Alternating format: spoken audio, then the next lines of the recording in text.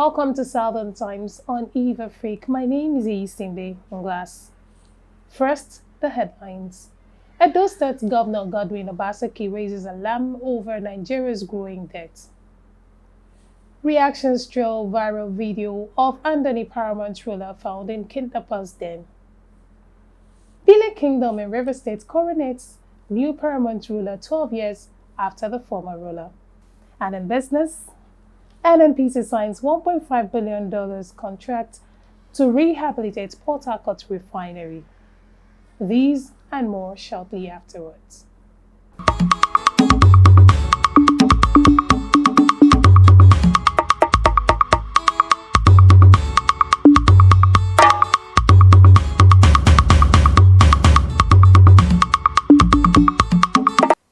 Now the news in detail. Social media was filled with diverse reactions after kidnappers of the traditional ruler of Ikuru town in Andoni local government area of River State, His Royal Majesty Aaron Ikuru, released a video of the monarch kneeling before them and making promises in an unidentified location suspected to be a creek.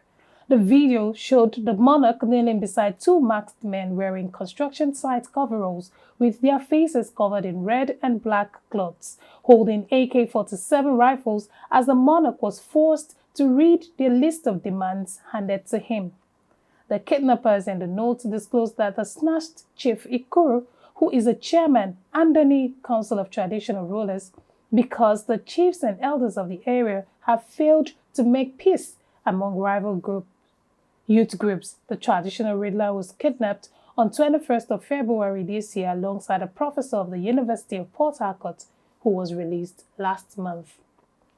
Meanwhile, the River State government has relaunched security outfit codenamed C4I to strengthen the security architecture of the state.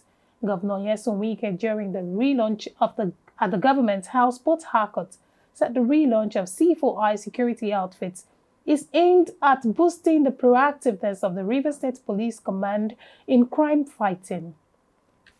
The governor said the C4I unit comprises 400 police officers and 200 officers of the Nigerian Security and Civil Defense Corps (NSADC). He added that the selected officers have been well trained in relevant skills to ensure they carry out their duties efficiently. The governor further donated 29 operational vehicles, 200 bulletproof vests, and helmets to the C4I units. Still on security, Acting Inspector General of Police Usman Baba resumed office on Wednesday this week, shortly after he was decorated with his new rank by the Vice President Yemi Osibajo and Minister of Police Affairs Maigari Diandi. You will recall that Minister of Police Affairs Maigari Diandi had announced Usman Baba as acting IGP on Tuesday.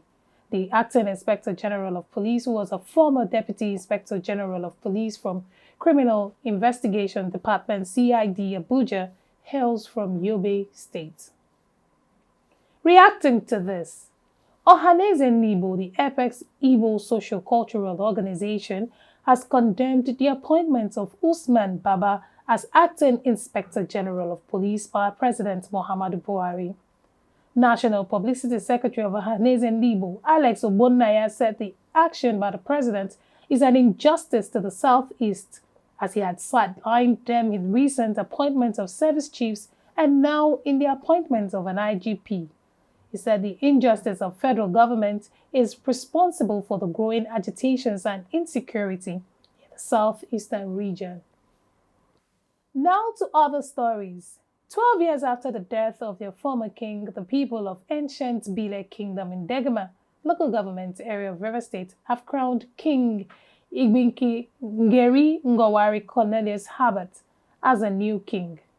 The event, which was held at the town square in Bile, was graced by traditional rulers, government officials, and notable personalities from the Niger Delta region. In the meantime, Governor Nyesom Wike has elevated the traditional stool of Bile Kingdom from 3rd class to 2nd class stool. The governor, who made the announcement at the coronation ceremony, urged Bile people to support the new traditional ruler to ensure his reign attracts more development to the kingdom. Governor Wike, who was represented by the former Deputy Speaker of the House of Representatives, Austin Okpara, also promised that Bela Kingdom will be included in the second phase of the construction of the Trans-Kalabari Road to foster more development in the community. Our correspondent Tonto brings us more details on this report.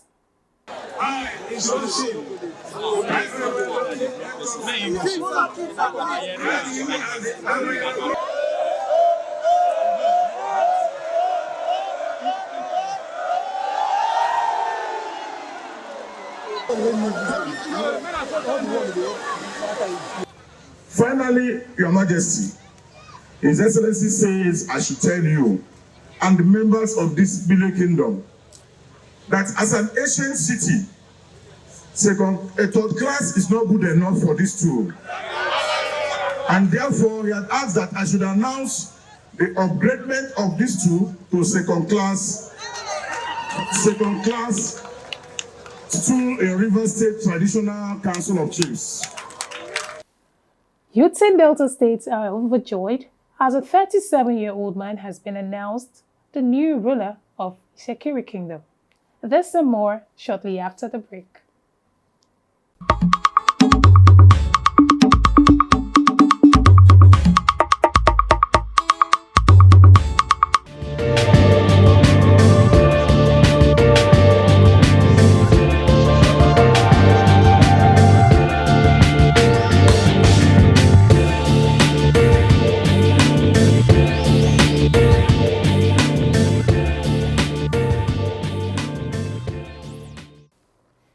Welcome back.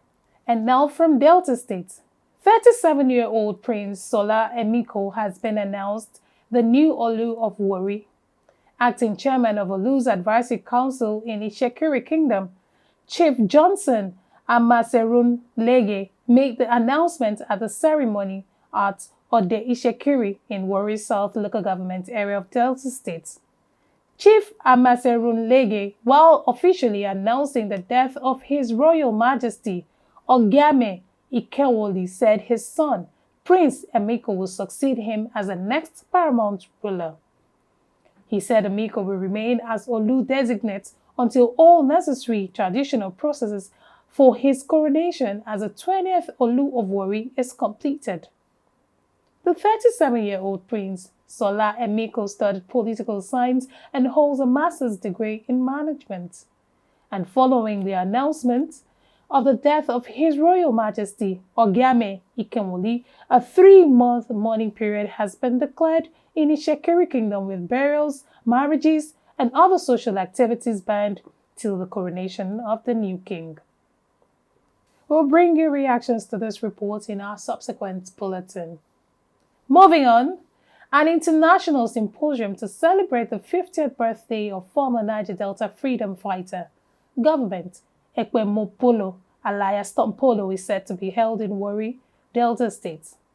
Chairman of the organizing committee, Jacob Abai, said this year's edition of the annual international symposium will have Governor of Bayelsa State, Boye Diri, as its keynote speaker, Governor Yahaya Bello of Kogi State as its special guest of honor, and Delta State Governor Ifeanyi Okowa as the chief host. In business, the Nigerian National Petroleum Corporation (NNPC) has signed a contract with Italy-based petroleum engineering company Mari Technomalt for the rehabilitation of the Port Harcourt refinery. The $1.5 billion contract was signed on Tuesday this week by the managing director of the Port Harcourt refinery, Ahmed Diko, and the vice president of Technomalt Sub-Sahara Africa, David Pelizola. According to NNPC, the rehabilitation of Port Harcourt refinery is expected to be completed in 18 months.